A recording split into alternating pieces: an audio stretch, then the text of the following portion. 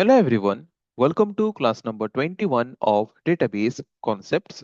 जैसे कि लास्ट कुछ क्लासेस से हम different database query examples discuss करते आ रहे हैं, वैसे ही आज की क्लास में भी हम और कुछ एग्जांपल्स के बारे में डिस्कस करेंगे डेटाबेस क्वेरीज का।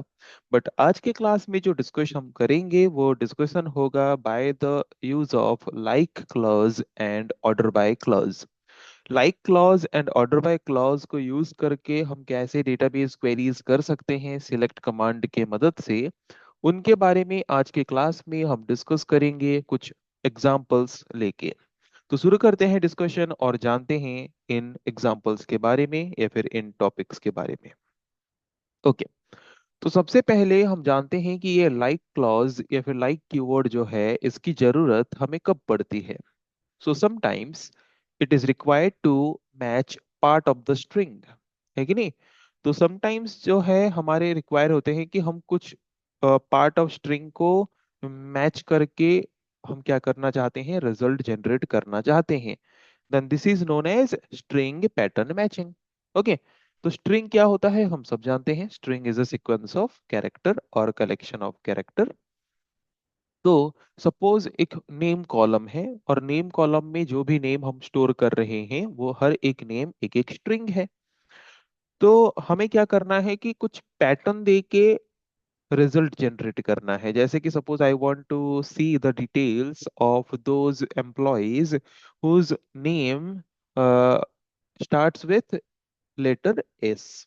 ओके, मुझे उन एम्प्लॉयज का डिटेल्स देखना है जिन एम्प्लॉयज का नेम का जो फर्स्ट लेटर है वो एस से शुरू होता हो। ओके, तो उसके लिए हमें एक पैटर्न देना पड़ेगा। So that is known as string pattern matching. Okay, और वो पैटर्न दे के रिजल्ट जनरेट करने के लिए हम जो क्लॉज यूज करते हैं, जो कीवर्ड हम यूज करते हैं वो है like clause. So like clause is used to generate the result by matching the pattern. तो लाइक क्लॉज यूज करके हम पैटर्न दे सकते हैं और उस पैटर्न को मैच जो जो भी रिकॉर्ड करते होंगे वो उन रिकॉर्ड्स को हम एज ए रिजल्ट देख पाएंगे।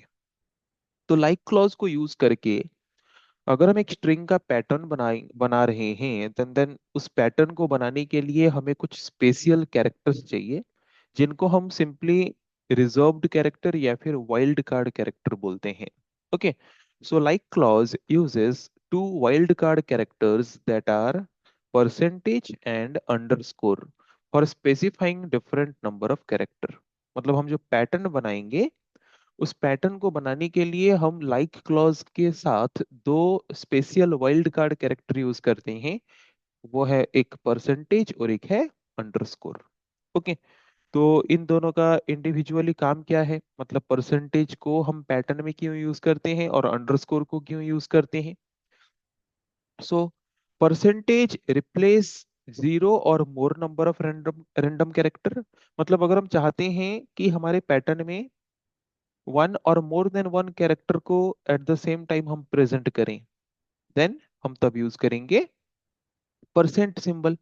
और अगर हम चाहते हैं ओनली सिंगल कैरेक्टर को प्रेजेंट करें पैटर्न में, देन उसके वजह मतलब उस जगह पे हम क्या यूज करेंगे, वहां पे हम यूज करेंगे अंडरस्कोर सिंबल।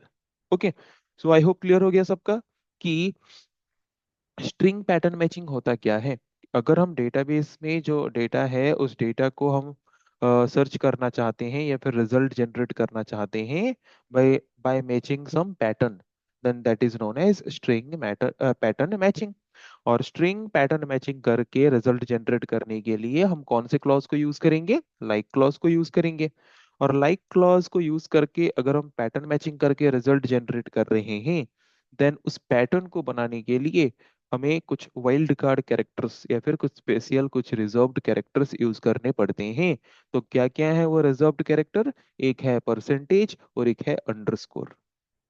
तो परसेंटेज जो हम पैटर्न बनाते हैं, पैटर्न बनाते वक्त अगर हमें पैटर्न में ये दिखाना है कि वन और मोर देन वन कैरेक्टर हो सकते हैं इस प्लेस में, तो वहां पे हम कौन सा सिंबल यूज करेंगे, परसेंटेज। और अगर हमें पैटर्न में दिखाना है कि यहाँ पे सिर्फ एक ही कैरेक्टर है, देन वहां पे हम कौन सा सिंबल यूज करेंगे, अंडरस्कोर सिंबल यूज करेंगे। तो आई होप कॉन्सेप्ट तो सबको समझ आ गया होगा। लाइक क्लॉज हम क्यों यूज करते हैं, कैसे यूज करते हैं वो तो हम देखेंगे, कब यूज करते हैं वो आई थिंक क्लियर हो चुका होगा। तो अभी हम क्या करते हैं, कुछ डेटाबेस क्वेरीज लेते हैं इसको इसके यूज को और ज्यादा क्लियरली समझने के लिए। तो ये दो टेबल हैं, department table and teacher table. इन दो टेबल्स की डेटा को हम लेके डिफरेंट डेटाबेस क्वेरीज करने वाले हैं आज के क्लास में। ओके, तो फर्स्ट डेटाबेस क्वेरी जो है वो क्या है? To retrieve name of all the teachers starting from letter S. मुझे उन सारे टीचर्स के डिटेल्स या फिर उन सारे टीचर्स के नेम रिट्राइव करने हैं जिनका जो नेम शुरू होता होगा कौन से लेटर से?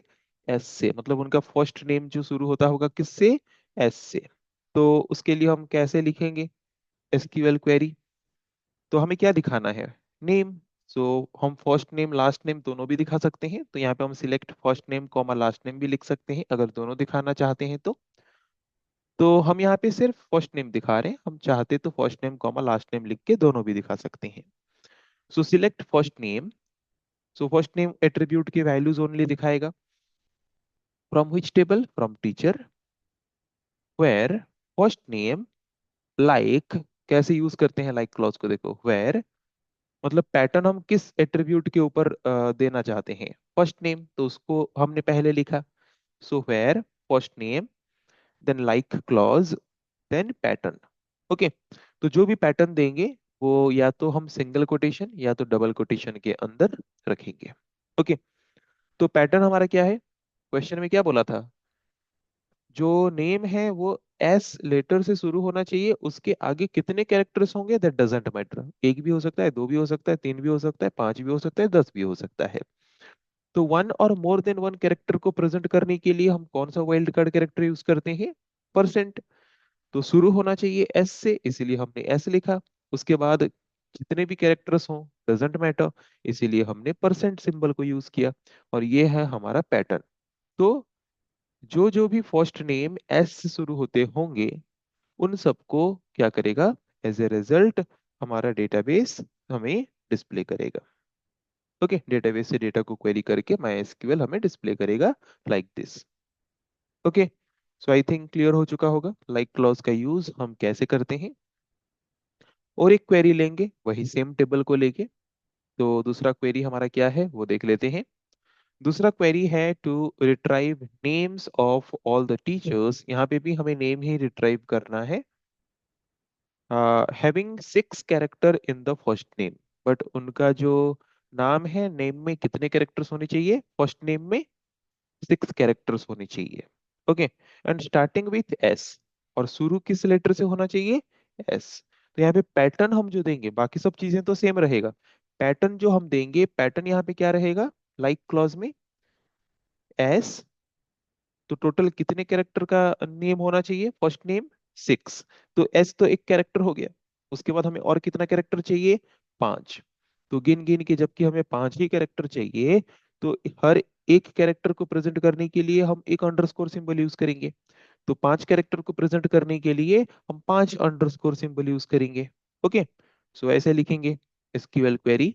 Select first name from teacher where first name like first letter must be S, then total we must have 6 character. तो S तो एक कैरेक्टर हो चुका है, बाकी 5 कैरेक्टर के लिए हमने 5 अंडरस्कोर सिंबल यूज किया। ओके, तो आई थिंक समझ आ गया होगा। तो उस हिसाब से हमें आउटपुट या फिर रिजल्ट हमारा सर्वर प्रोवाइड करेगा। जैसे कि देख सकते हो दो नेम थे जो एस से शुरू हो रहे हैं और टोटल 6 कैरेक्टर्स के हैं, वो है सुरभि एंड सुमिता। तो आई होप क्लियरली सबको समझ आ चुका होगा। वही सेम डेटाबेस टेबल को लेके अभी हम और एक क्वेरी करेंगे। ओके, तो क्या है क्वेरी?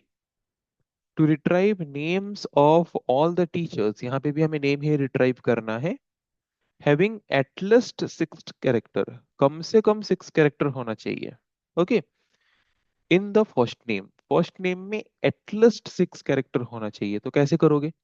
तो एटलीस्ट 6 कैरेक्टर के लिए क्या करेंगे? देखो यहाँ पे ऐसा नहीं बोला है कि first letter must be S, ऐसा कुछ नहीं बोला है। कम से कम 6 कैरेक्टर होना चाहिए। तो कम से कम 6 कैरेक्टर के लिए हमने 6 अंडरस्कोर सिंबल यूज किया। परसेंटेज का मतलब होता है 0 कैरेक्टर भी हो सकता है, 1 कैरेक्टर भी हो सकता है, मोर देन 1 भी हो सकता है। तो इसलिए एंड में हमने परसेंटेज सिंबल यूज कर दिया। पर हमने 6 अंडरस्कोर सिंबल इसीलिए यूज किया क्योंकि मिनिमम 6 कैरेक्टर होना चाहिए, है नहीं? At least 6 character must be there in first name. तो ऐसे जितने भी नाम होंगे जो कम से कम 6 कैरेक्टर वाले होंगे वो हमें यहाँ पे डिस्प्ले होगा। जैसे कि देख सकते हो यहाँ पे जितने भी नाम दिख रहे हैं मिनिमम कितने कैरेक्टर्स के होंगे? 6। उससे ज्यादा भी हो सकते हैं बट उससे कम नहीं होंगे। Okay, so I hope clear हो गया होगा सबको कि लाइक क्लॉज जो है वो हम कब यूज करते हैं, लाइक क्लॉज में जो पैटर्न देते हैं उसके लिए हम क्या क्या कैरेक्टर्स यूज करते हैं, और कौन सा कैरेक्टर हम क्यों यूज करते हैं, और उसको कैसे यूज करते हैं। आई थिंक सारा का सारा कॉन्सेप्ट क्लियर हो चुका होगा। तो ये तो था लाइक क्लॉज को यूज करके रिजल्ट कैसे हम रिट्राइव कर सकते हैं सिलेक्ट कमांड की मदद से, वो हमने देखा। अभी हम देखेंगे दूसरा कॉन्सेप्ट। आज के क्लास का हमारा जो डिस्कशन का टॉपिक है वो है ऑर्डर बाय क्लॉज। तो ऑर्डर बाय क्लॉज हम कब यूज करते हैं? Suppose it required to sort the result of a query based on some attribute. Suppose एक डेटाबेस टेबल हमारे पास है और उस डेटाबेस टेबल से हम कुछ रिजल्ट देखना चाहते हैं बट एक प्रॉपर सॉर्टेड ऑर्डर में अरेंज करके, कोई एक पर्टिकुलर कॉलम को बेस करके। तो सपोज एक स्टूडेंट मार्क टेबल है और वहां पे मैं देखना चाहता हूँ हाईएस्ट मार्क से लोएस्ट मार्क के हिसाब से अरेंज होके सॉर्टेड होके अरेंज फॉर्म में मुझे सारे स्टूडेंट का डिटेल्स दिखे। मतलब जो टॉप पर स्टूडेंट है उसका नाम पहले दिखे, उससे कम मार्क लाने वाला उसके नीचे दिखे, उससे कम मार्क लाने वाला उसके नीचे दिखे। ऐसे प्रॉपर ऑर्डर में मुझे क्या दिखे? टोटल टेबल का डेटा मुझे दिखे, मैं चाहता हूँ। ओके, सो उस सिचुएशन में हम रिजल्ट को ऐसे सॉर्टेड ऑर्डर में अगर दिखाना चाहते हैं देन उसके लिए हमें कौन सा क्लॉज यूज करना पड़ेगा? उसके लिए हमें यूज करना पड़ेगा ऑर्डर बाय क्लॉज। कौन सा यूज क्लॉज यूज करना पड़ेगा? Order by clause. Okay, so order by clause हम मेनली यूज क्यों करते हैं? This clause is mainly used to sort the result of a data. Okay, so due to some network issue यहाँ पे थोड़ा सा प्रॉब्लम हो गया था। नो प्रॉब्लम, हम अगेन कंटिन्यू थोड़ा कर लेते हैं। ओके, तो यहाँ पे हम डिस्कस कर रहे थे कि ऑर्डर बाय क्लॉज हम कब यूज करते हैं। ऑर्डर बाय क्लॉज हम यूज करते हैं जब हमें एक डेटाबेस क्वेरी करना हो और वहां से जो रिजल्ट जनरेट करना है और उस रिजल्ट को हमें एक सॉर्टेड ऑर्डर में दिखाना है, या तो असेंडिंग ऑर्डर में या तो डिसेंडिंग ऑर्डर में, based on a particular column, कोई एक पर्टिकुलर कॉलम को बेस करके। जैसे कि मुझे मार्क कॉलम को बेस करके डिसेंडिंग ऑर्डर में सॉर्टिंग करना है टोटल टेबल को। डिसेंडिंग ऑर्डर मीन्स लार्जेस्ट से लेके स्मॉलेस्ट तक। जो अच्छे मार्क्स लाए हैं, जो टॉपर्स हैं वो पहले दिखेंगे, जो सबसे लोएस्ट मार्क लाए हैं वो नीचे दिखेंगे। तो by default order by clause use करके अगर हम सॉर्टिंग करके रिजल्ट देखते हैं देन बाय डिफॉल्ट वो ऑर्डरिंग किस फॉर्म में करता है? असेंडिंग ऑर्डर में। असेंडिंग ऑर्डर मतलब अल्फाबेटिकली अगर हम देखें तो ए टू जेड इस फॉर्म में, एंड नंबरिंग वाइज देखें तो 1 to 100 और 1 to 50 इस ऑर्डरिंग में वो बाय डिफॉल्ट क्या करता है? हमें सॉर्टिंग करके प्रोवाइड करता है रिजल्ट। ओके, बट अगर हम चाहते हैं हमारे हिसाब से असेंडिंग ऑर्डर में हो या डिसेंडिंग ऑर्डर में हो, उसके लिए हम ऑर्डर बाय क्लॉज के साथ दो और कीवर्ड यूज करते हैं। अगर हमें असेंडिंग ऑर्डर में सॉर्टिंग करना हो तो वो तो बाय डिफॉल्ट होता ही है, बट अगर हम कोई कीवर्ड यूज करके असेंडिंग ऑर्डर में करना चाहते हैं then we will use ASC keyword. और अगर हमें डिसेंडिंग ऑर्डर में सॉर्टिंग करना है तो उसके लिए हम क्या यूज करेंगे? DESC keyword. ओके, तो कंफ्यूज मत होना DESC keyword and DESC command के बीच। हम पहले से DESC कमांड पढ़ चुके हैं जो टेबल के स्ट्रक्चर को डिस्क्राइब करता है, तो वो कमांड है और ये DESC कीवर्ड है। तो दोनों के काम अलग हैं। वो DESC कमांड जो है वो टेबल के स्ट्रक्चर को डिस्क्राइब करता है, और यहाँ पे DESC कीवर्ड जो है वो ऑर्डर बाय क्लॉज के साथ यूज होता है। क्या करने के लिए? डिसेंडिंग ऑर्डर में रिजल्ट को सॉर्टिंग करके देने के लिए। ओके, तो इसके रिलेटेड हम कुछ क्वेरीज लेंगे, ऑर्डर बाय क्लॉज को यूज करेंगे और आउटपुट जनरेट करने की कोशिश करेंगे। तो यही दो टेबल हम यूज करेंगे, इन दो टेबल्स के डेटा को हम यूज करेंगे। तो हमारा क्वेश्चन यहाँ पे फर्स्ट क्या है? To list the name of teachers in alphabetical order. हमें टीचर्स के नेम को अल्फाबेटिकल ऑर्डर में दिखाना है। ओके, तो उसके लिए हम क्या लिखेंगे, देखो यहाँ पे देख सकते हो। तो first name, select first name last name, first name last name हम दोनों दिखा रहे हैं। कौन सी टेबल से? टीचर टेबल से। तो सारे टीचर्स का डिटेल्स हमें दिखाना है, सारे टीचर्स का नेम हमें दिखाना है, बट उसको ऑर्डरिंग करके, प्रॉपर ऑर्डर में। कौन से ऑर्डर में? अल्फाबेटिकल ऑर्डर में। अल्फाबेटिकल ऑर्डर मतलब A to Z। A to Z मतलब असेंडिंग ऑर्डर, और बाय डिफॉल्ट असेंडिंग ऑर्डर होता ही है कि नहीं? तो यहाँ पे मैंने लिखा order by first name comma last name. इसका मतलब क्या है ये समझना जरूरी है। ऑर्डर बाय फर्स्ट नेम हमने पहले जबकि लिखा तो वो पहले क्या करेगा, फर्स्ट नेम के हिसाब से सॉर्टिंग करेगा अल्फाबेटिकली A to Z की फॉर्म में। देन अगर कोई फर्स्ट नेम सेम होंगे, सपोज दो फर्स्ट नेम सेम है, ओके, राहुल राहुल ऐसे सपोज दो नेम फर्स्ट नेम में सेम है, तो तब उनको सॉर्टिंग कैसे करें, उसके लिए हम फिर हेल्प किसका लेंगे? लास्ट नेम का। तो लास्ट नेम में जो सरनेम होगा या फिर लास्ट नेम होगा, वहां पे अल्फाबेटिकली जो पहले आता होगा उस राहुल का नाम पहले रहेगा, दूसरे राहुल का नाम बाद में रहेगा। सपोज एक है राहुल सिंघानिया और एक है राहुल नाइक, ओके। तो दोनों में से किसका नाम पहले आएगा? तो अल्फाबेटिकली पहले कौन आता है? एस आता है या एन आता है? गिन लो, है कि नहीं? तो पहले एन आता है तो पहले राहुल नाइक को दिखाएगा, देन राहुल सिंघानिया को दिखाएगा, ओके। तो पहले फर्स्ट एट्रीब्यूट हम जो देते हैं उसके हिसाब से वो सॉर्टिंग करता है। देन सेकंड एट्रीब्यूट का जरूरत तभी पड़ता है अगर फर्स्ट एट्रीब्यूट में कोई दो वैल्यू या फिर more than two value similar या फिर इक्वल होते हैं तो, ओके। तो उस हिसाब से रिजल्ट ऑलरेडी यहाँ पे दिखा रहा है, रिजल्ट देख सकते हो, दिस इज द रिजल्ट। तो यहाँ पे देख सकते हो कि लास्ट नेम में अल्फाबेटिकली नहीं है, ओके। क्यों? क्योंकि फर्स्ट नेम के हिसाब से सॉर्टिंग होता है। तो फर्स्ट नेम में अगर ऐसा कोई नेम होता जो कि मोर देन वन टाइम होता, देन वो सॉर्ट होता सेकंड एट्रीब्यूट मतलब लास्ट नेम को लेके, ओके। आई होप क्लियर हो गया होगा कि अगर हम मल्टीपल एट्रीब्यूट्स यूज करते हैं ऑर्डर बाय क्लॉज में, तो वो पहले फर्स्ट एट्रीब्यूट को लेके सॉर्टिंग करता है, देन अगर फर्स्ट एट्रीब्यूट में more than one value same type के हैं, देन उसको वो सॉर्टिंग करता है सेकंड एट्रीब्यूट को लेके। अभी हम देखते हैं और एक क्वेरी। सेकंड नेक्स्ट क्वेरी क्या है? To list the names of all the department, यहाँ पे सारे डिपार्टमेंट का नेम हम देखना चाहते हैं, in the descending order of their names. तो डिसेंडिंग ऑर्डर में देखना चाहते हैं मतलब Z to A के फॉर्म में देखना चाहते हैं। तो डिपार्टमेंट टेबल से देखेंगे। तो क्या देखना है? Only department name, so select department name from which table? Department table. Order by हम किस क्लॉज को किस एट्रीब्यूट को लेके करेंगे ऑर्डर बाय? डिपार्टमेंट नेम को। तो बाय डिफॉल्ट वो किस ऑर्डर में करता है? Alphabetical order, means ascending order. But यहाँ पे हमें किस ऑर्डर में दिखाने के लिए बोला है? Descending order. Then we will use the keyword DESC, okay. Then semicolon enter press करेंगे, तो वहां पे रिजल्ट हमें डिपार्टमेंट का नेम जो है वो डिसेंडिंग ऑर्डर में दिखाएगा, okay. You can see here, मतलब Z to A के फॉर्म में दिखाएगा, ओके। अभी हम नेक्स्ट क्वेरी देखते हैं। तो नेक्स्ट क्वेरी हमारा क्या है? To retrieve the names and department number of all the teachers ordered by the department number and within each department ordered by the names of the teachers in descending order। Question को थोड़ा अच्छे से समझना।